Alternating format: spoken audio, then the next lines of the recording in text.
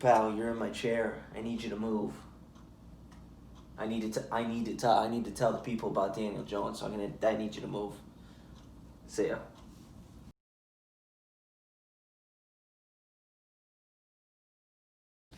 Very good Monday Night Football game that just ended. Bucks Giants. Made a prediction, a video that you could just watch right here before the game that I said Buccaneers should have zero issue with this game, and Josh Rosen would be playing the whole second half if he is in fact the backup quarterback for the Tampa Bay Buccaneers. I'm not even sure if that's accurate. Turn it on. Tampa Bay Buccaneers didn't look really great. Run game wasn't really there today. Tom Brady looked okay, got it going down the stretch. But Giants, they're down 8. Last possession, they have a chance to tie this game up. They do. Daniel Jones has not looked good. He's threw two awful interceptions, throwing behind guys all day. So, I don't feel good about it. I have a little bit of money on the Giants. I live bet them. I think I got them plus 5.5 when they were up in the first half. I'm like, yeah, all right, I'll take them. Tampa Bay doesn't seem to score outside in cold weather, so I figured it was a good bet. Coming down the stretch, though, I didn't like how Daniel Jones was playing. Looks very skittish in the pocket. Drafted him 6th overall. I never thought that was a good idea. Last year, when that happened, I didn't think he was that good. Didn't think he was a 6th overall pick, late first round, early second. Drafted him 6th. Hey, you guys do you. Had some good moments, showed some flashes last year when he got in there for Eli. Down the stretch, kind of leveled off. But reasons to be excited, and I know you don't have a true number one. Darius Slayton isn't a true number one. Golden Tate's kind of old. Everett Ingram can't catch. I think you guys were looking into trading him. Young offensive line, okay defense, but who do you really have? I get it. Daniel Jones looks very skittish in the pocket, though. Last drive, not feeling good about it. He actually threw a ball behind Evan Ingram. Should have been picked off, hit Levante David in the hands, but that's why he's a linebacker. Really hit right off his hands. Game could have been over right then and there. Did not intercept it. Then there was a 4th down where Daniel Jones is there, just sitting there in the pocket, but he looks like it's almost like the pocket's collapsing, but it's really not. Like no one's collapsing the pocket, but he, in his mind, it's collapsing, so he's drifting back and looking all over the place and real squeamish, and he starts drifting back and he makes it real easy. Whoever was blocking, and Ndamukong Suh had him blocked, but then Daniel Jones just keeps drifting back, and Ndamukong Suh's like, okay, there I could get him, and then Daniel Jones just closes his eyes and throws it somehow before Ndamukong Suh takes him down. Darius Slayton comes out of nowhere, catches the ball on 4th down, about 4 yards in front of the line to gain where they needed to get to, makes a guy miss, keeps the drive going, gets the 1st down, keeps the drive going. Daniel Jones scrambles a little bit, doing what he does best. Pretty good athlete, runs, gets a 1st down. There's another play to keep the drive moving where he's drifting, gets out of the pocket, throws a strike to Sterling Shepard. Now I'm feeling, as a guy who has money on this, I'm feeling a little better. I'm feeling a little better about it. I'm like, okay, Daniel Jones starting to get hot. Then he throws in absolute dime. So this guy's making some of the worst throws I've ever seen. Then makes one of the best throws I've seen this year. Dime, down the seam, Golden Tate, bang. They get it. They're a 2-point conversion away from tying it up. Now me at this point don't have a horse in the race. I'm not a Giants fan, so I don't care if they tie this game up and send it to overtime. As a fan of football, I kind of want them to.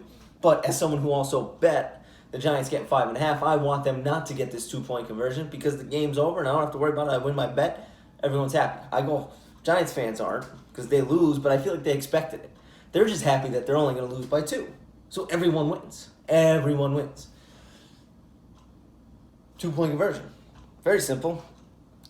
Daniel Jones is under center. He backs it up. They run some funky formation. Some guys move. Everyone shifts. Dion Lewis is over here. He comes in motion. I see it. Daniel Jones is like 6'5", so it's not like he didn't see him, but snaps the ball. There's Dion Lewis right there, open in the flat. It's a 2-point conversion, so all you have to do is jump. I snap the ball and just flick it over to him. A little flick of the wrist. 2-point conversion. We're going overtime. Free football. Okay. Don't know what Daniel Jones sees. Do not know. But he looks wide open. Apparently to Daniel Jones he wasn't. There wasn't a guy within 8 yards of him. So he looks, steps, pumps, Oh, and now when the guy who's actually supposed to be, maybe he didn't think that it was supposed to be that easy, that you're not supposed to get things that easy, but now, as Antoine Winfield Jr. comes screaming across, now he decides to throw it. Daniel Jones throws it behind him, so the ball actually hits Antoine Winfield's arm. They throw a flag for a second. The refs, come together and realize, well, let's be honest, the Giants stink. Tampa Bay Bucks probably should win this game. Fans are probably going to be happy that they only lose by 2. And Daniel Jones just made an awful throw, and it was a bonehead play, and he should have threw that ball when there was no one around. So we're just going to pick this flag up, and we're going to go home. We're not getting paid any extra for overtime, I don't think. So let's go home, and that's how the game ended. 25-23, Tampa Bay Bucks win. Daniel Jones, he stinks. I was here. I was ready. I'm watching this drive. I thought it was going to be like 4 plays, 4 and out. They were going to lose. Tampa Bay was going to kneel the ball a couple times, run, get a first down run. I was getting ready to come here and rant and rave about how bad Daniel Jones is. Then he starts making some plays, and now I'm like, geez, Daniel Jones, is he good? He's making me question what I do. And then he makes that bonehead 2-point conversion play. So now I'm here telling you that he absolutely stinks. He stinks. He stinks. And if they're in a position to draft a Justin Fields, or if the Jets get hot and win a game or two, and they could get draft Trevor Lawrence. Yep, draft him. Justin Fields, if you can get him, draft him. Trey Lance, I'm not really sold on him, so maybe you don't draft him. You're going to be in a position to get him. Maybe you don't draft him, but Daniel Jones ain't the answer. So if you get Fields or Lawrence, I would do it. Giants fans, sorry that you're going to have to waste another high first-round pick on another quarterback.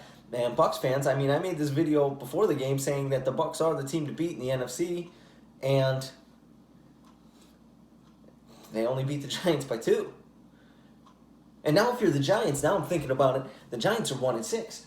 But if they win this game, now they're 2-6, and they're only a game and a half out of the NFC East, which is an absolute train wreck of a division. So now if you're a Giants fan, you're kind of pissed off because you could be within a game and a half of the division lead and potentially making the playoffs.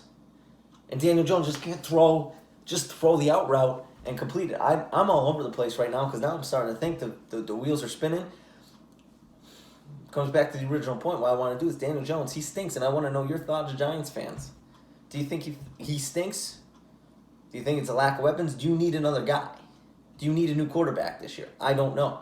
Bucs fans, do you think you're the team to beat in the NFC? NFL fans, do you think the Bucs are the team to beat in the NFC? Because I did, now I don't know.